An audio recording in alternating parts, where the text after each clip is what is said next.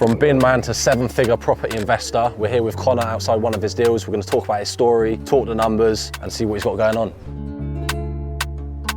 So I'm Conor, I'm a property investor, started around 10 years ago, up to 18 units now. This is the latest refurb. 3-bed terrace in South Wales Valleys, purchase price of 80k. Spend on a refurb on this would be 40k, including all costs, with an end val of 160. You've got one at the end of the road that you've just refinanced.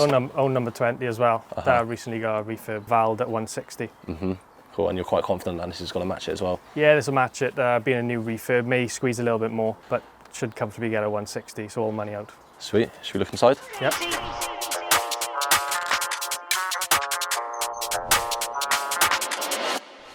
So yeah, when did the work actually start on this one? So I had the keys around 3 months ago. The first sort of month was just ripping out, and then all the trades came in then to start to put it all back together. And then when do you think like this one's going to be ready? I'd say around 2 months' time. Plasters finish off now, come in, get sprayed, and then all the second fix then. Yeah, as you said, it's all money out this one, all money out deal this one. Yeah. 3, 2.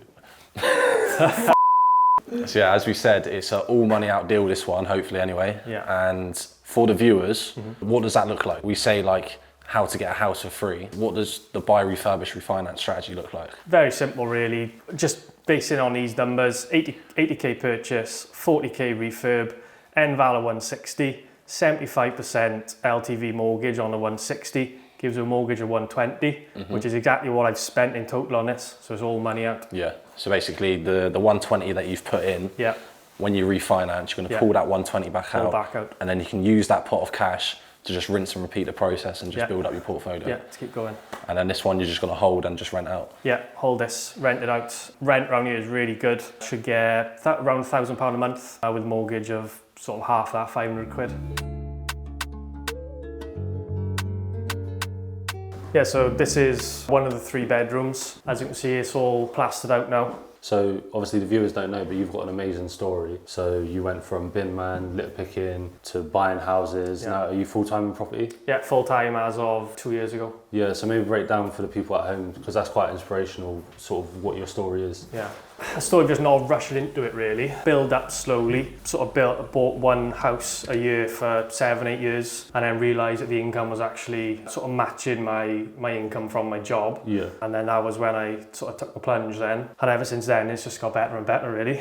Buying small blocks of flats and sort of mixed use buildings, but you can't beat the terraced houses. The cash flow and the capital appreciation is brilliant on these. Yeah. It's a long journey. I mean, only seeing the end bit here really, but there's sort of 10 years of hard work of working for someone else really, and then being able to work for myself now. Yeah, but around here, like the end values, the rents have just been shooting up for quite a while now. Yeah, so it's done really well around here, like you say, in both aspects. So these terraced houses, you get the cash flow and the profit each month, but also when your fixed term comes to an end, every sort of 2 or 5 years, 5 years in my case, I like to fix in for 5. There's a big, there's a decent chunk you can release from that to go again then as well. Yeah, nice.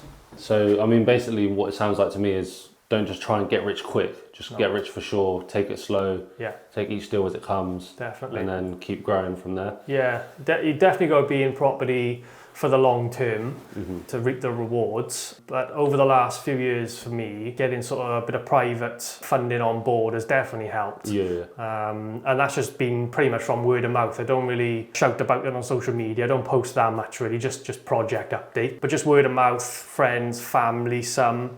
I've got a nice cash pot there as well now, which has allowed me to be able to have more than one deal on the go. So instead of having one, just buying one a year refurbing, I've been able to have sort of 2 or 3 or 4 projects on the go because of the increased cash pot. Yeah, nice. If anyone does need a pee mind, the toilet's up and running. Just Come on, mate.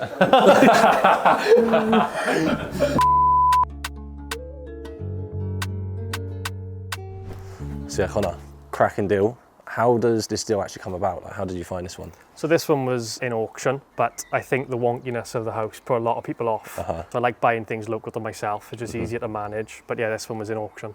Do most of your properties come from auction, or this is actually, I've bid on a few in auction. This is actually the first one I've ever won. Okay.